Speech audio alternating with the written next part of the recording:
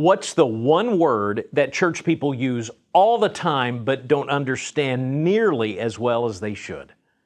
Would it surprise you to hear that I think it's the word sin? I think it is. So let's talk about it.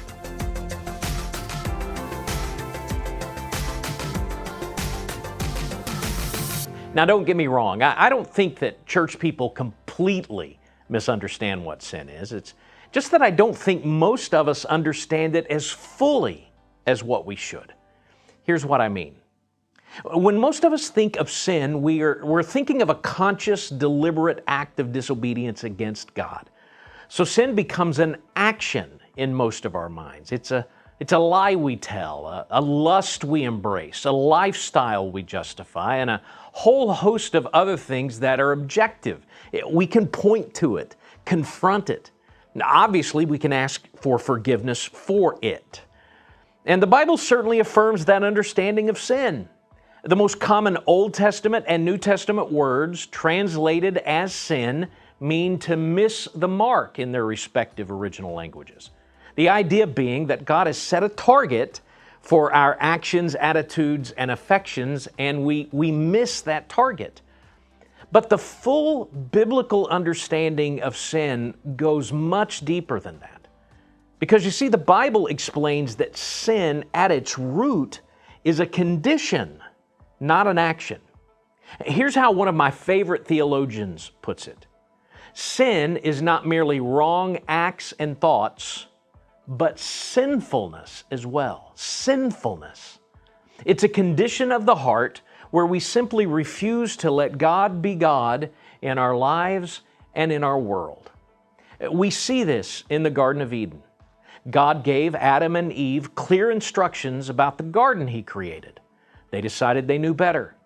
Israel asked Samuel to anoint a king for them, and God tells Samuel it's because they'd rejected God as king. Paul, in the New Testament, says that before Christ we were God's enemies. So sins, conscious acts of disobedience against God, are the byproduct of sinfulness. We exist in a state of sinfulness that leads to sinning. The actions we call sins are really just the manifestation, the evidence of an orientation to God that we call sin. And that distinction is more than just an interesting thing to know. If we don't understand it, our thinking about other doctrines and even the gospel itself will feel the effect. For instance, if we think sin is only an action, we'll wrestle with the existence of hell. We'll be able to get our heads around why hell might need to exist for a murderer or Hitler, but think it's overkill for my pride or for my good but irreligious neighbor. Hell seems like $1 million sentence for a 50-cent crime in most cases if sin is only actions.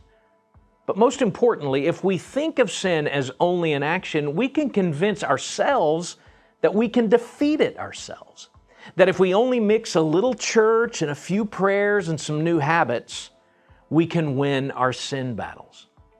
But if we fully understand sin, if we understand that we sin because we're sinners, if we understand that we have a condition predisposed to reject God's plans and purposes, we'll understand that we need more than some help, a nudge in the right direction.